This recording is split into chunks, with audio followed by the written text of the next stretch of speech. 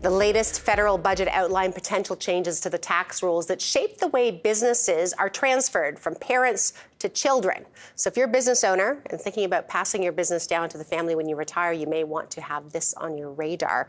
Pierre Letourneau is a business succession advisor with TD Wealth. He joins me now to dig into the details. Thank goodness you're here to decipher some of these rules that came out. So from what I understand, these are amendments to something that came out earlier.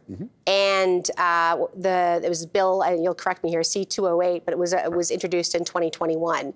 So maybe just give us a little background before we jump into actually what happened. Sure. So Bill C-208 was a private member's bill, actually, that was introduced, and it was meant to provide tax relief when a parent was transferring shares of a small business corporation to a child's corporation. So there's a few advantages to purchasing a corporation through a corporation.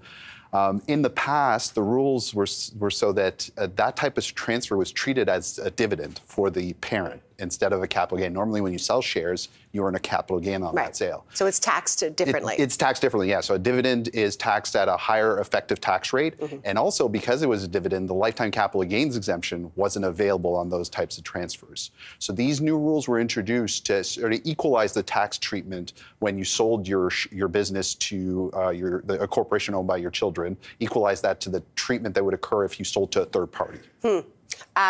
Now, what were some of the, give us a little more detail on some of these perceived problems. I know there's something called surplus stripping, which you can explain. Right. So with the first set of rules that were introduced and enacted, the government felt that they were a bit too broad. So, and provided opportunities to take money out of your business, what we call surplus stripping, take the money out of the business and get capital gains treatment instead of dividend treatment when there wasn't a true transfer of the business. Got it. So that was the real issue with the initial form of the rules. So they've made these changes now, and they talk about this, making sure that it is a genuine transfer. Correct. So they want to have that happen. So what are the conditions for this, and then what happens? Right. That's what they did. So they amended the rules by adding these conditions that need to be met to get the proper treatment, the capital gains treatment. So they're looking for genuine transfers.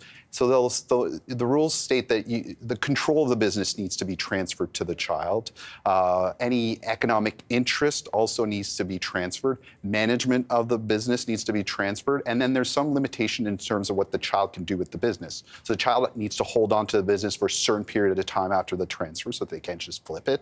And then also they need to remain involved in the business. So those are some of the conditions that need to be met. That's interesting. That's a lot. I mean, when you think about it. And the it can be complicated. And so there's a lot of new conditions, but genuine transfer should be able to meet those conditions. And then when that happens, then you get that new treatment as capital gain versus dividend. Exactly. So and all the benefits that come with that. And explain that a little bit, just so people know. And just again, with a capital gain, you get what benefit versus the dividend? So you get a better tax treatment just on the gain, and then if the corporation qualifies as a small business corporation, you get the lifetime capital gains exemption, which is up to $970,000 roughly per individual. So that could be a substantial tax savings on the transfer of the business. Are you seeing a lot of families passing on the business right now? I mean, is this going to help that? I guess I think it may help that.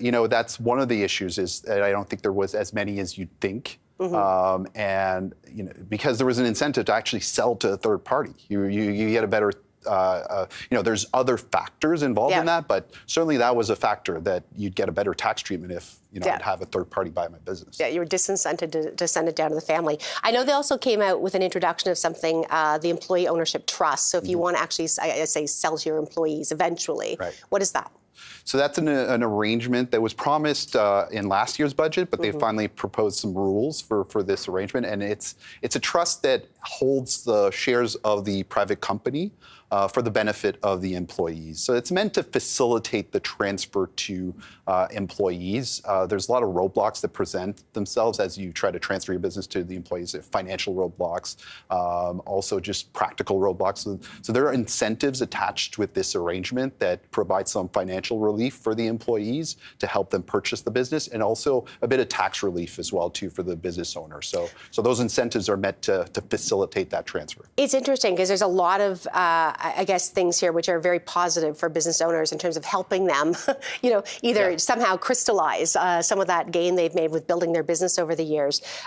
With all of those things in mind, what are the things that a business owner needs to start thinking about? You don't sell your business in 5 minutes. Obviously, it takes time to get it ready and do everything. So how do you start that process? Well, I think you need to have the right people around you that will provide you with the right advice. And I always say it's never too early to start planning. Yeah. Even if you're just starting a business, doing some planning today could provide you flexibility down the road. Yeah. So it's important to work with a trusted advisor, somebody that has experience with these types of situations, and it can help guide you through the process. I'm going to give me a little window to that. So if I decide that I have a business and I want to sell it, let's say 5 years from now, when you say do the planning today, what are the kinds of things that will get highlighted maybe in the planning that I maybe not have thought about? Well, start thinking about who that potential successor may be, right? Yeah. And once you've identified that, how should you structure your corporation to be able to make that transfer more efficient? Mm-hmm. If you haven't identified that successor, then maybe there's a specific structure that you want to put in place to